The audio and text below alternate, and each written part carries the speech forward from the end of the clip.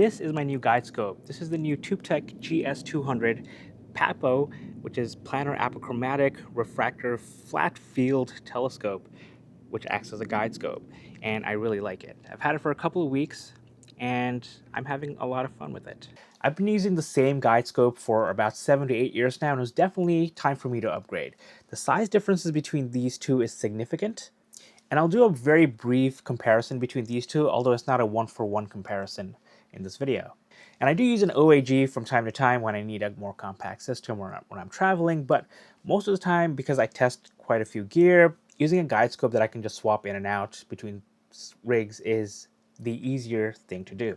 Now, full disclaimer, at the booth at NEAF, ToupTek asked me if I wanted to review this, and I said yes, so they let me walk away with it. I don't yet know the full arrangement on this, like whether or not I will have the option to purchase this, whether I have to send this back, but I do hope that I have the option to purchase this because I do like it and I do want to keep it. So we'll see how that goes. Just a disclaimer that at the moment I am operating under the assumption that it's a loaner product and they will either ask me to send it back or they'll let me buy it from them. And the GS-200 model is one of their newest models. It has an aperture of 40 millimeters and a focal length of 200 millimeters. And although this is listed on their website for purchase, the page has no other information anywhere on there. It still has info on the 250 and the 350, but other versions include the 150, the 250, the 300, and the 350. And the tiny little cute GS-100 that I really wanted to test because I was looking for a small guide scope, it was not available for us at NEAF, and it's currently not available on the website. I have no idea when it'll come out and how much it'll cost. Taking a closer look at this, it has a nice dew shield that's about 20 millimeters in depth. It also is a triplet telescope with one ED glass, and it's called a PAPO, a planar apochromatic telescope. It means that the stars coming out of this, the field coming out of this, is flat for up to 1-inch sensors. Now, why do we need a flat field for a guide scope? Well, we don't, so it is just kind of extra sauce. But since they say that it's a flat field for up to 1-inch sensors, you can actually use this for deep sky astrophotography, which is kind of neat, for up to 1-inch camera sensors like the IMX533. Now, in this video, I did not have enough clear skies between the time I got this and this video, so I was not able to test this out as an actual DSO telescope, but I do hope to do that in the coming months if I'm still in possession of this. And it's really lightweight. It only weighs about 689 grams, making it tiny and a bit more portable compared to my current setup, costing it just $161. Getting a closer look at the rings. The rings are all aluminum and screwed into place, as you can see right here. So if you need to rotate this or remove this, you'll need some Allen wrenches or an Allen wrench to remove this so you can take this out. But my favorite part about the rings is that if you look here, like let's see if I can show this to you, there's no gaps here. So this is perfectly fitted for this telescope, which means that once this is on the little dovetail plate here, it is completely parallel to whatever telescope you put this on.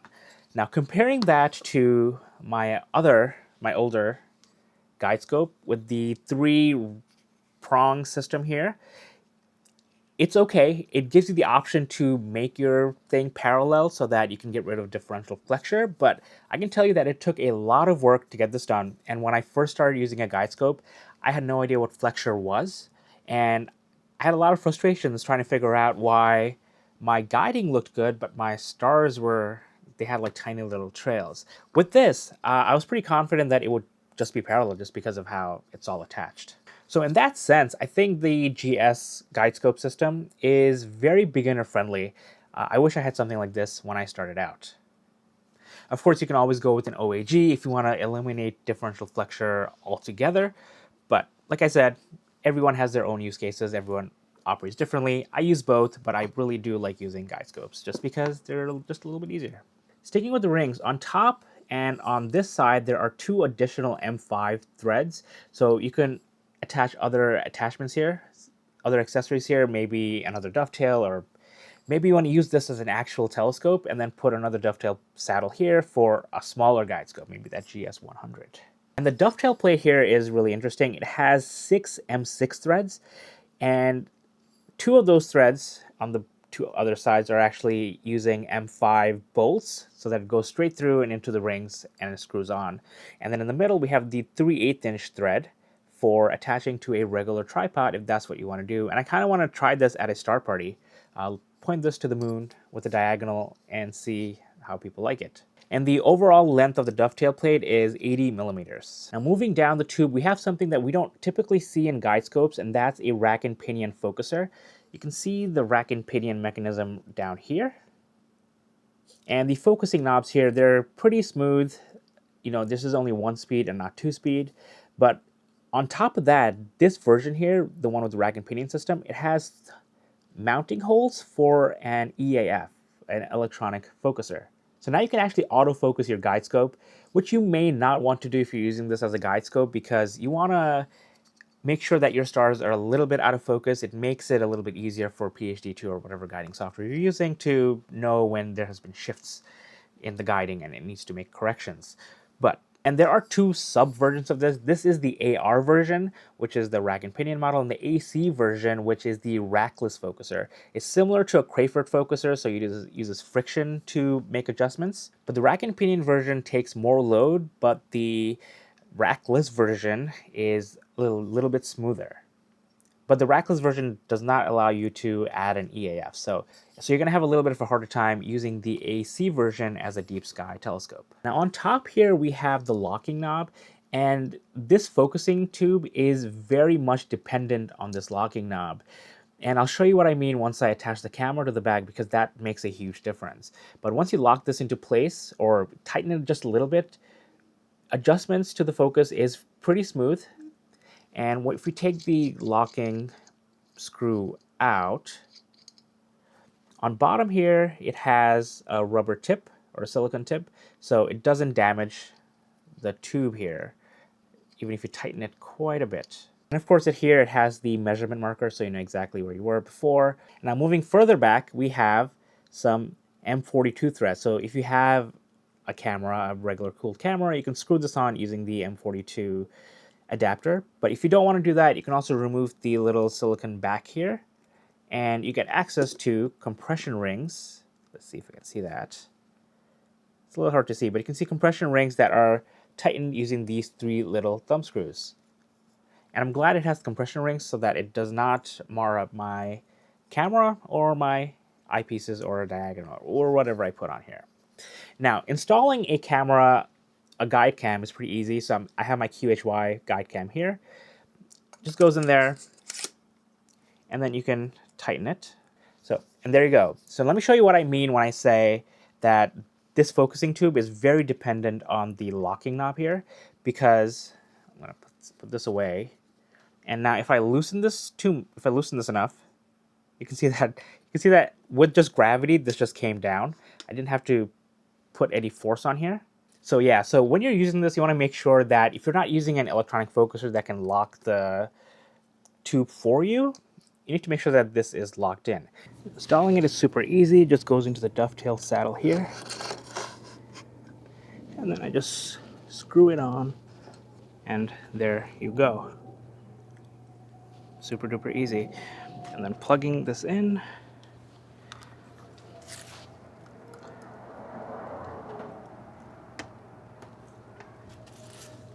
Super easy.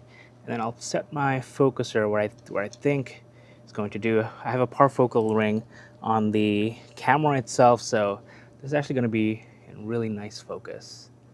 Looking at this test session from Vega, or for those of you who like to pronounce it Vega, we can see the difference in where Vega is in Nina, which is my main camera, and PhD2, which is my guide camera. You can see that they are pretty centered. There's a slight variation, and that's because, again, it's a parallel setup and we don't want to point to the exact same spot because that would introduce flexure, but this looks really good. Ignore the guiding chart below. That's a different review that I am working on. So I already talked to you about some of the flexure that could be introduced by the locking knob here. Another thing I'll show you here is if you have the locking knob tightened and then you try to use the focuser here, look what happens to the camera when I go in and out a little bit. I'm going to go out a little bit and then look at the focuser. can see the camera kind of jumping. Let's see if I go this way. Yeah, this is me just going back and forth. You can see it jumping. Now, if I loosen the focuser, or the focusing knob, I don't get that anymore. So it seems to be, if this is pushing down, then this is introducing some kind of weird backlash where the focusing tube is going up and down based on whether you're going in or out. So something to keep in mind. And I think that if you do need to adjust it once this is tightened up, what to do is go in and then make sure you finish while you're going out, because that seems to straighten up the camera here. So I don't know if this is as designed, but we'll see. From my testing, when I do it this way, it seems to have been perfectly fine. I don't get any kind of flexure, and my guiding has been perfect. Comparing this to the older guide scope, this is 60 millimeters at f4, and I've had for many years. As I mentioned earlier, the 3-axis adjustment control is fine. It takes a lot of you getting used to. I wish I didn't have to do that when I first got it. When it comes to focusing, the way you focus this is that you unlock the knob and it goes in and out like manually. You lock this, and then you have a very fine helical focuser, which can lock time to time. So it just gives you fine controls here. And this thing also has compression rings, but I would never use this as a deep sky camera because it's not meant to be. It's a doublet. It's an achromat. Does not give you a flat field for anything. But for a guide scope, for the past, more than half a decade, it has served me really well. But it's time to upgrade. And this thing weighs 885 grams, which is about 23% more than the GS-200. It's going to be even more if you have the GS-100 and less if you have the GS-350. And it costs normally about $115. So just for a little bit more money, you can get something that's actually really nice. Make sure that there's no differential flexure and can be versatile, be used as a visual telescope as well as a deep sky telescope. And I don't know what the cost of the GS-100 will be, but I can only imagine it'll be less.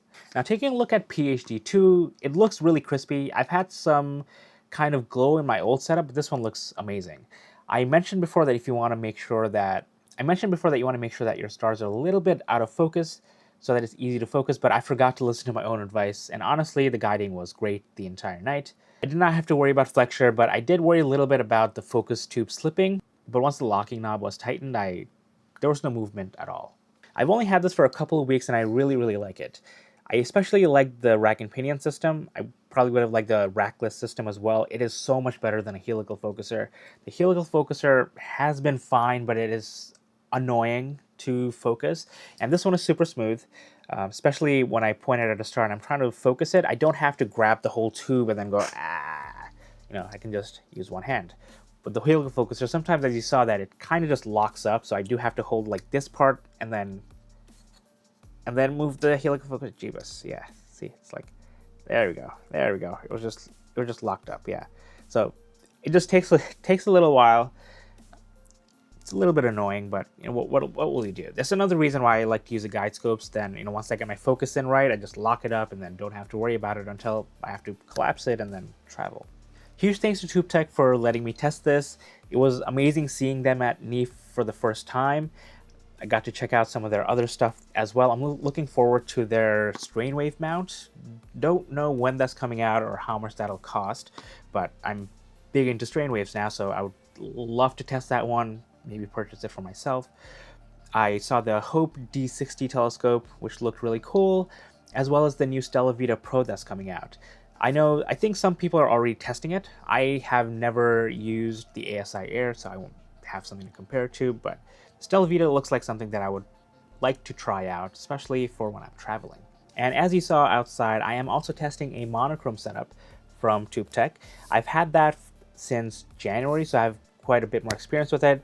It's just a lot longer, a lot more effort to do a whole video on a camera, a filter wheel, and a filter set. I did have some issues with the luminance filter that was solved for me at NEAF, so had to restart some of the testing. So you can expect a video on that really soon. That was a loaner product, which I'll probably end up purchasing because I wanted to go monochrome at some point, and thanks to ToupTek with their help, I will be fully mono this year.